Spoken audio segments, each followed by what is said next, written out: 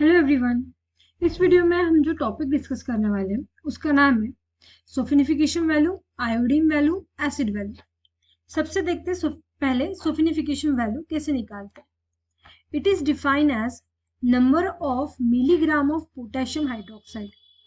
ठीक है, number of milligram of potassium hydroxide that is KOH required to saponified 1 gram of fat and oil completely.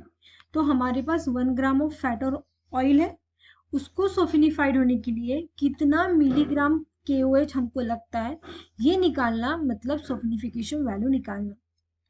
The saponification value given us an estimate of molecular mass of fat और oil. ठीक है, saponification value जो होती है वो हमको क्या देती है, हमको किसके बारे में बताती है, तो given us estimate of molecular मास बताती है फैट और ऑयल का।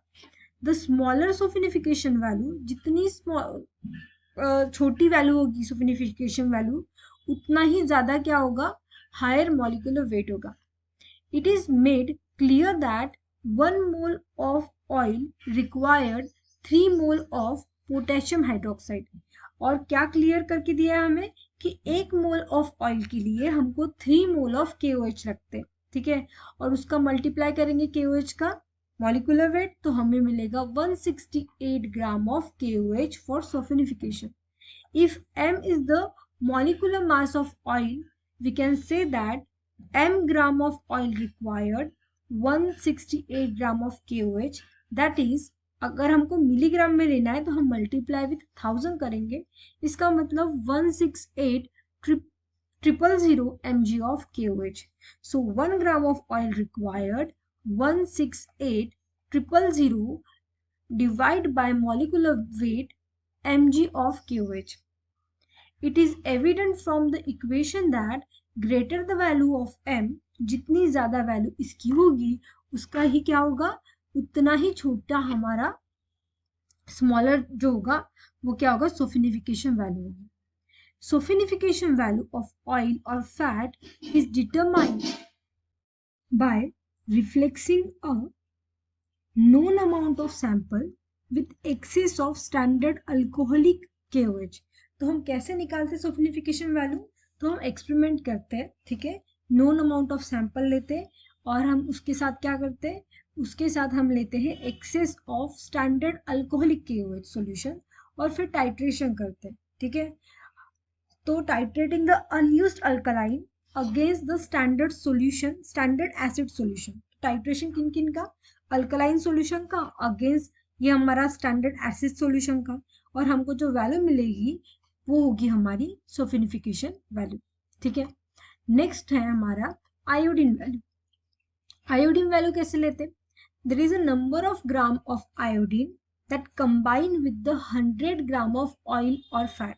इसकी डेफिनेशन क्या है आयोडीन वैल्यू की, number of gram of iodine, कितने number of gram of iodine combine हो रहे हैं 100 ग्राम ऑफ ऑयल और फैट के साथ। If gives a measure of unsaturated, it gives a measure of unsaturated in fat and oil। तो हमको ये क्या बताता है, तो ये हमको बताता है कि वो फैट और ऑयल में कितना अनसैचुरेशन है। ठीक है, iodine value is determined by adding known excess of which solution.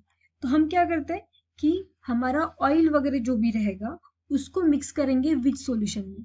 अब ये विच सॉल्यूशन क्या होता है, तो क्या है ना कि आयोडीन हम डायरेक्ट रिएक्ट नहीं करता, तो इसलिए हम आयोडीन को विच सॉल्यूशन के फॉर्म में लेते हैं।